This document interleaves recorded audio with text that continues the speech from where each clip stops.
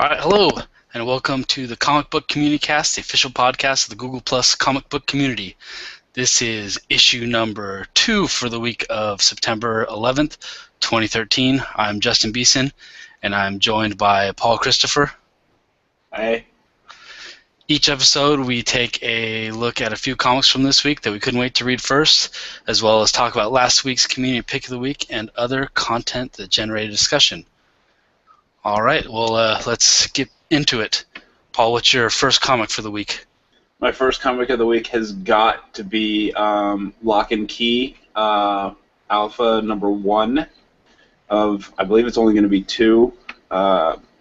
It's freaking incredible. The storyline of Locke and Key, they've been breaking it up into like books, but really it's just one continuous storyline, and it's absolutely incredible. It's like the scariest, most twisted comic I've ever read, but it's also the most imaginative, fantastical work I've read in a long time as well. It's a really, really A-plus comic. I highly encourage you, if you've not read it, to get into it. There's really not a lot overall to get into.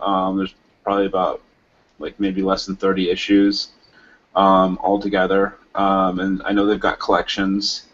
It was actually supposed to be a TV series on Fox a few years ago. They even shot a pilot, but it didn't get picked up. But now it's actually they're working on a movie, like a feature movie, and I'm really excited about it. Okay, and it's ending, right? Yeah, this is like the last 2 issues. Like, this is the penultimate issue. It's written by Joe Hill, Stephen King's son. Right. Also known for his book Horns, which is also getting ready to be a movie, and it's unlike anything you've read before. So it's just really, really good time. And how big was this issue? Because I saw it was like $8, wasn't it? Yeah. It wasn't that. I don't think it wasn't really any extra big size. I saw that too. I was like, wow, that's an awful lot. I wonder if this is gonna be a double issue kind of a thing. It's like, no, but yeah, I think it's just they're able to get away with it from they've got a big name writer, and the quality of the work and whatnot. I mean, I didn't feel like I was getting cheated. I wouldn't have minded it being half the cost that it was, but yeah, I felt I was getting my money's worth. Okay, cool. All right, for my first issues, I picked, my first one was the DC digital titles. The first one is Batman Beyond 2.0 number 3. I can literally say that I was looking forward to this one the most this week, because basically most of the digital titles are once a week, but the Batman Beyond, they're splitting time with Justice League Beyond, so they only do it every other week.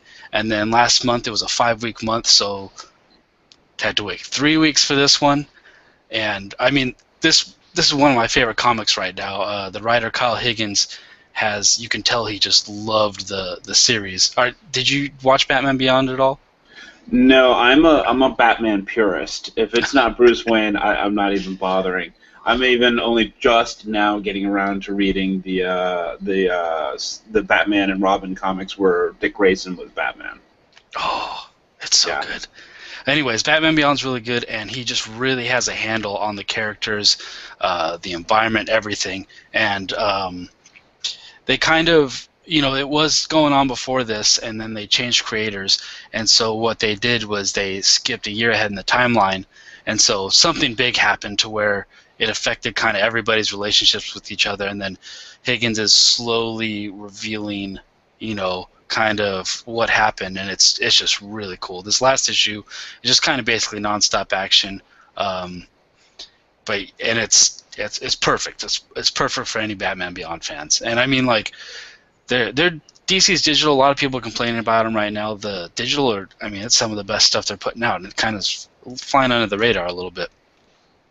The second one that came out actually yesterday is Injustice: Gods Among Us, number 35. Have you been reading those at all?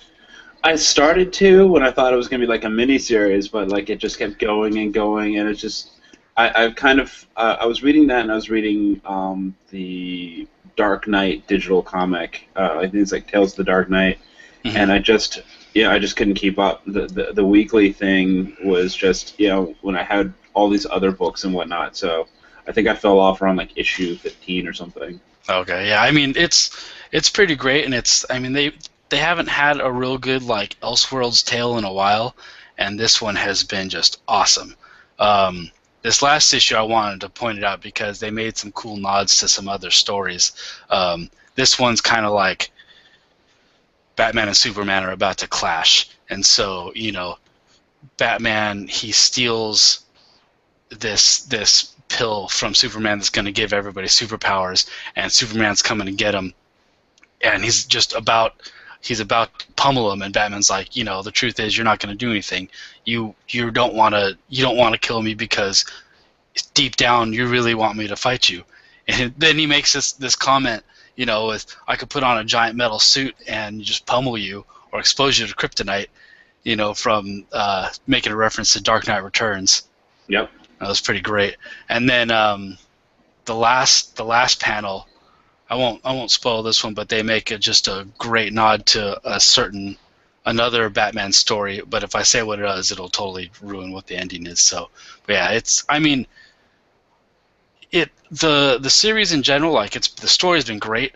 The art was a little shaky in the beginning, but whoever they have on there now, I'm actually not sure who it is doing a pretty good job.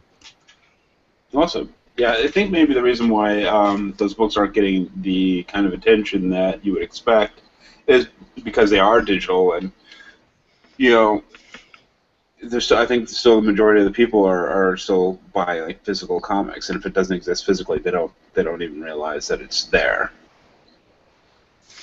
Yeah, well, they put them out, they actually do physical comics, but they don't promote them as much as they do. Okay. Stuff, yeah. So once a month they do it. So they'll combine 3 or 4 of them and put them in an issue. Oh, okay. Well, you see how long it's been since I've been in a store. True. Yeah. So what's your second comic? My second comic is the very controversial Justice League 23.1. 23.2. The Lobo issue. And as somebody who grew up with the original main man, I'm having a hard time. Like I'm being open-minded, with them and letting DC do their thing and see where they're going. I'm trying not to judge too harshly, but the whole time though, I am having a hard time like looking at this guy and seeing him as Lobo. But the thing is, they're not trying to make him the Lobo that we know. And that's what the whole issue talks about. It's like, right. You don't know me. He keeps repeating, you don't know me because you haven't met me yet. So it's... Go ahead. The thing that got me, though, is a lot of, because the whole comic's run by his inner monologue, and it felt like he would veer into what the other Lobo would sound like every once in a while. Right. Just like the word usage in the dialect. So it's like, oh, you don't know me, but... So it was just kind of weird that they're kind of, besides his looks, he's still basically the old Lobo. Well, and part of it, too, I think is what they're going to do is, the way that they seem to be going with this is that the Lobo that we've known and loved is basically doing a bad impression of this guy. Right, so it's natural that he'll have some similarities because this guy's been aping the original Lobo, the true Lobo that we haven't met until now. So, and I got to meet the writer of this comic, Marguerite Bennett, at Baltimore Comic Con this past weekend, and she was really cool, really, really cool to talk to. She also wrote Batman Annual #2. I really enjoyed her writing. Like, if we can just and I'm sure she would appreciate this if we could separate our feelings for this new Lobo from the actual writing. I think that you said that the writing was fantastic, and she was Oh yeah, saying no, that it was. yeah, she got some negative feedback from people who gotten hold of like advanced copies of the book, and what she wanted to point out was like, she had no input whatsoever artistically on the look of this new Lobo. She, all she did was write the script. So if you're Right. out there and you're sending hate mail, don't send it to her. Not her fault. She just writes it. She doesn't draw it. Yeah, and if you look at the cover, it's the old Lobo. So because those are Yeah. done way in advance for these ones, and they still have the old Lobo on there. So it's kind of funny, and that's also like in that inner monologue, she's probably picturing the old guy. So Yeah. and she actually responded like she kind of did a knee-jerk response on our website, but then ended up pulling it. I forget what it says, but it's basically saying what you just said. But yeah, she's actually one of Scott Snyder's like trainees, little apprentices. Like how like Kyle Higgins is one, James Tiernan is one, and then she is like attended one because he teaches comic writing at somewhere. I don't know, but she's one of his students. Oh, that's awesome. I didn't know Yeah. that. That's Yep. pretty awesome. I really like Scott Snyder, so there you have it. How'd you like Lobo's blue face tattoos? Again, I'm trying to. I mean, he's got the pompadour. I know what my friend Aaron is going to be going as for the next Halloween because he could totally pull off this Lobo's look. Totally. He's got like kind of like that rockabilly look now, and so it's like, I don't know. It's like I like the character design. I like the way he looks, but again, having him be Lobo, that's where I'm having the dissonance there. It's like I could like if he was just another character from the same planet, no problem. I like the way he looks. I like the character design. I like the writing. I'd be down. But trying to get it into my head that this guy is actually Lobo is it's not working for me right now. I think they may have made a mistake there. I think maybe it probably would have been best is if they had just given him another name, made him a completely different character, and forgotten about this whole retconning Lobo thing. Yeah, I agree. Yeah, I like that he is. He's like he puts the anti in anti-hero. That scene with the I don't want to give away too much, but when he discovers his passengers and they think they're rescued, he's like, get back in the cage. Get back in the cage. I was like, okay, all right, cool. I can deal with this. All right, and let's see. For my second comic, I was really looking forward to this one. It's Infinity Hunt #1. You have Matt Kent, which I love as a writer, and then the solicit was basically all of the superpower schools. So Future Foundation, Jean Grey School, Avengers Academy. Everybody picks students and sends them to a tournament. So it's basically like Harry Potter's Triwizard Tournament in the Marvel Universe, and then it says, oh, but it gets interrupted from Infinity. Awesome premise, and it is just terrible. They basically spend the whole issue, and it's like a what do you call it? Like not an introduction, like when you go to college and you get like they show you everything around, and so it's everybody in an auditorium, and they're just telling everybody about the different mutants, and so it's just really formulaic. Okay, you got a page. Oh, here's the new mutants. Here's their powers, and then there's like a couple panels of their inner monologue of what they think about the situation, and then it goes to the next school and does the same thing, and it's like I expect a lot better than that from Kent, and then like there was nothing redeeming about it. I mean, it's only 4 issues, and I would give Matt Kent I usually give creators that I like a couple issues, but I don't think I'll be following this one. And I mean, even the art was okay, but it wasn't, it was serviceable, but it wasn't anything spectacular or anything. And this is the drawback of digital over physical. Because, like, physical, if you walk into your local comic book shop, you pick up the book, you flip through it there, and you're like, nope. And then you haven't lost any money. Digital, it's like, oh, now I can't get that money back. Yeah. Oh, and then the other thing is the ending, like the thing that interrupts the orientation. That's the word I was looking for. Yeah. The event that erupts the orientation, basically it destroys a location in the Marvel Universe that was just fine in the last issue of Infinity. So, I don't know, and it seemed to be playing a fairly key role in Infinity, so I don't know if, that's going to ruin something. I hope not, because that would be super lame. Alrighty. We'll see. We'll have to see what happens in the next issue. Yeah, I'll be curious to see what happens in the next Infinity issue. What were the rest of your books? Okay, the rest of my books. I got Detective Comics number 23.2 with Harley Quinn. Another, I guess these are all going to be backstory ones or something, origin stories. It wasn't too bad. The Hit List, which is a new one from Zenescope Comics, which are the people who do Grimm Fairy Tales. Right. It's interesting. It's like a first issue of, I think, 5. And so it's like the story's just getting started, but apparently it's like this group of assassins that have been drawn together to go against this mafia family. Don't know. The art is good. The writing is good. The cast is actually multi-ethnic, which is neat to see. There's far too many just lily white comic books, which gets annoying after a while. Yeah.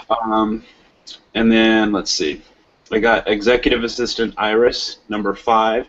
Now this is starting to get on my nerves. I don't know if I'm going to keep collecting these, but so like Iris, there's 2 different Executive Assistant titles. There's Executive Assistant Assassins, and then there's Executive Assistant Iris, and they cross over between each other a lot. But the Iris is always like these mini-series. It's just a series of mini-series. And the original, the art was good, but the art in the latest ones have been like really crappy. And it's like I wish the interior artist.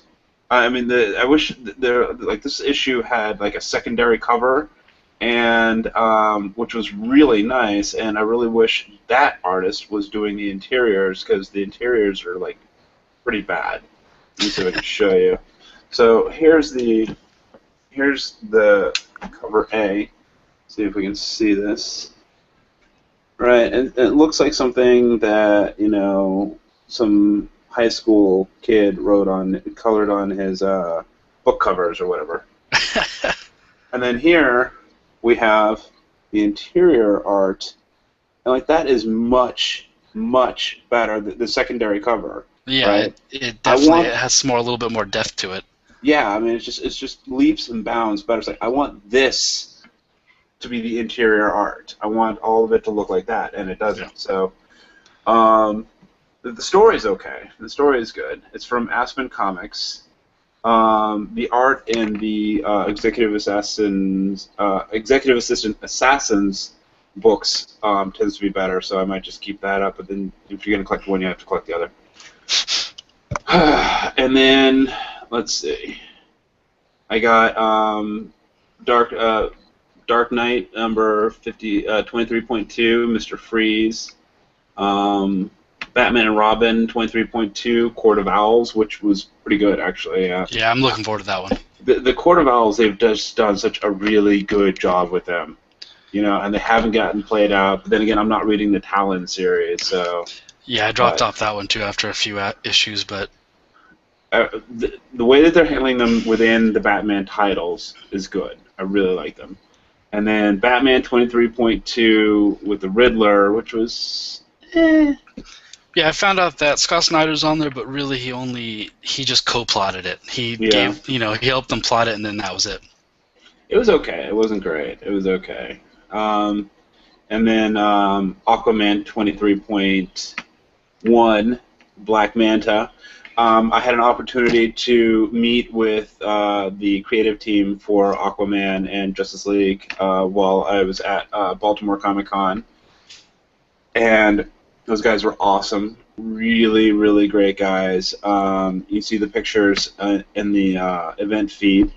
And I told them, it's like, you guys have done the impossible. It's like anybody can sit down and do a comic book like Batman and X-Men and be successful because the characters themselves make it successful. You show me anybody else who could have sat down and made Aquaman successful. I mean, he goes from being the butt of everybody's jokes to being like a real player in the DC universe, and like I never in a million years would think that I would be collecting Aquaman comic books right now. So they did a fantastic job. And this story for this issue is really interesting because basically it looks like Black Manta, who's otherwise a bad guy, is actually going to be one of the few, like, I guess, heroes in this storyline. The crime syndicate. Yeah, because they messed up, and they I don't want to give anything away, but they did something to him that's rather unforgivable. So it'll be interesting to see how he deals with this going forward. Cool. And that's it for me this week. All right, so I kind of went crazy with the Villains Month comics. I got Zod, which was decent. It was all right because I got a chance to read that one. Riddler, Court of Owls, Harley Quinn, which I hate her new costume, and the cover for that one's just ridiculous. Yes. Mongol and Lobo, and then besides that, I got Adventure Time Candy Capers #3, which all the Adventure Time comics are amazing. Not even just for all ages, they're just great all around. So I'm looking forward to that. Astro City #4, Avengers 19, which is part of Infinity. Eternal Warrior #1 from Valiant and Greg Pak, which I wasn't a huge Greg Pak fan, but with Batman and Superman, and then he did that Dark Side one-shot, and then he did the Zod one-shot. Yep. Yeah, he did the Zod one-shot, so I'm looking forward to reading that. Then obviously Infinity Hunt #1, Teenage Mutant Ninja Turtles villain series, and this week it's Hun, which Hun is from the last cartoon series that they brought him in. It's pretty great. Like this new Teenage Mutant Ninja Turtles, they're taking the continuity basically from everything. The original comics, the 80s TV show, the last 90s TV show, the current TV show, and they're just kind of taking the best things from each one and putting it all in there and twisting around enough, and it's been great. Is it still Eastman and Laird? It's no. I think Eastman and Laird are plotting it and scripting. Mm-hmm. I could be wrong. I'll have to check. But one of them is there on every issue, and then the other one he might just be plotting or something. But they have a couple different artists. But the art on there has been amazing too. And then I'm picking up True Lives of the Fabulous Killjoys, which have been fun. The art, Becky Cloonan's art is just incredible. I don't know if you're familiar with her. She did Batman No. It was either 5 or 12. She did Batman #12. She did those. She has a couple indie comics out that are really cool. She did a part of that American Vampire anthology a couple weeks ago. And then also X-Men #5, which is part of the Battle of the Atom. It was a big week for me, and I haven't gotten to any of them yet, so it'll be a nice long week for reading. So next we have finally a... Okay, go ahead. Sorry, because Google Plus left out one of the pictures of my from my poll. I got the new Pirate Eye, which I met the artist for this at Baltimore Comic Con. It's really awesome. Basically, it breaks down to hard-boiled noir pirate detective stories. Mm-hmm. That's it. And each issue is a self-contained one-shot story. It is only on the second issue, so It's really cool, really interesting take on the pirate genre. Highly recommend it. Yeah, sounds interesting. All right, so last week's pick of the week is finally one you can talk about. When we already kind of did, but it was Forever Evil #1. Since we already kind of basically went over it, I wanted to. What do you think about that ending? I thought it was cool. It leaves me wanting more. I'm really interested to find out what the hell happened to the League. I think that they've really done a good job because with the big events and the crossovers and whatnot, it can really be hit or miss. And more often, in my experience, they're miss than hits. And so far, this is off to a really, really good start. Although, as we talked about earlier, it completely contradicts the Batman 23.1, I think it was, with Two-Face, because Two-Face behaves completely differently in that issue than he does in Forever Evil #1. So. Yeah, it's weird that they have that oversight, but I mean, I don't have a lot of problems just kind of ignoring that kind of stuff. Both of those issues were pretty good, so. Yeah. No, I'll let it go, but I'll let it go. I'm not sure how that happens. Right. All right. Next, we wanted to talk about some webcomics. Yes. JL8, formerly known as Little League. Yeah, I'm actually kind of surprised that this can still exist, that DC hasn't tried to shut him down, especially with Batman Little Gotham, which is kind of similar. Yeah. I think it's because he's not. I think legally he stands in the light because he's not selling it. He's not making money off of it. He's not profiting it from it. So and he could stand behind like the parody laws. So I think that's where he's kind of going with it. And it could be that just simply like DC likes it and knows the fans like it, so they're turning a blind eye just to leave it alone. Because I think there'd be a lot of backlash if they messed with it. Yeah. Yeah, I guess so. That's cool though. But I mean, what's the basic premise is just it's the Justice League as kids and. Yeah, they're 8 years old. They're so that puts them like second grade. Actually, that should put them in like third grade. So maybe they're not 8. It's a JL8, but they act more like they're in like first or second. It's ambiguous. They're in elementary school. They're very young. They still have recess and all that, and it's hilarious, but it's heartwarming at the same time. Anybody I've shown that comic to becomes an instant fan. And I am so angry that I missed him at Baltimore Comic Con. That was like one of the #1 things I was looking forward to doing, to meeting that guy. Yeah.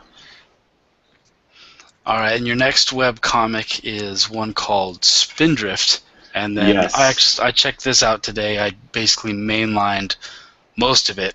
They have a prologue, which is I think it's like 15 pages, and then a chapter 1 that's 75 pages, and it's kind of unbelievable to me that this thing is free. Yeah, really. I mean, the quality on it, so JL8, for people who haven't checked it out yet, is like a regular cartoon strip that you would get in your local paper. It's like 4 or 5 panels, and it's a weekly thing. But Spindrift is a comic book. It's a full-blown, full-color, full-size comic book that you're reading 1 page at a time, and it's incredible. The story is really, really good, well thought out. The world is really well built. And the art is fantastic, absolutely fantastic, and it's free. Yeah, the art is. I mean, it's something that I would expect to see coming out of Image. Yeah, no, I agree. And I mean, it's a nice, like you were saying, it feels kind of like Saga, but it deals with fantastical stuff like fairies, and it looks like the one group is kind of like a sort of demons, and it was really good. If you like fantasy comics, definitely check it out, or spells and that kind of stuff. Yeah, so basically, it's like these two warring factions. There's the one group is they've got wings, so they're sort of like angelic, but and then there's the land-based non-wing having group, and they're kind of like demonic, even though neither one is necessarily good or bad. And they're in constant struggle with each other, and then it turns out that, as is often the case in these stories, two of them actually managed to get together and produce a child, and now that child is at the center of this whole brewing conflict. Yeah, it's really cool. Everybody should check it out. JL8 is at jl8comic.tumblr.com, and then Spindrift is at spindrift-comic.com, and I'll post both of those in the show notes and everything. And that's basically all we have for you tonight. Do you have anything to add right now? Nope, that's it. Great. Communicast's home on the web is #Communicast on Google Plus or cbcpodcast.tumblr.com. You can find all our episodes in audio or video, as well as links for subscriptions, downloads, and anything we mentioned on the show. I also want to mention that somehow the camera switching got messed up in the Hangouts, so if you see just us looking goofy while the other one's talking, I was trying to manually switch it all night. So I'll get that figured out next week. We're still getting our bearings. Anyways, thanks for everybody that's watching and listening. We're having a blast doing this, and we will see you guys next week. Thanks a lot. Yep. We appreciate your feedback, so feel free to hit us up in the comments. Yes, definitely. Yep. And that's another issue down. Yes. Have a good night. You too.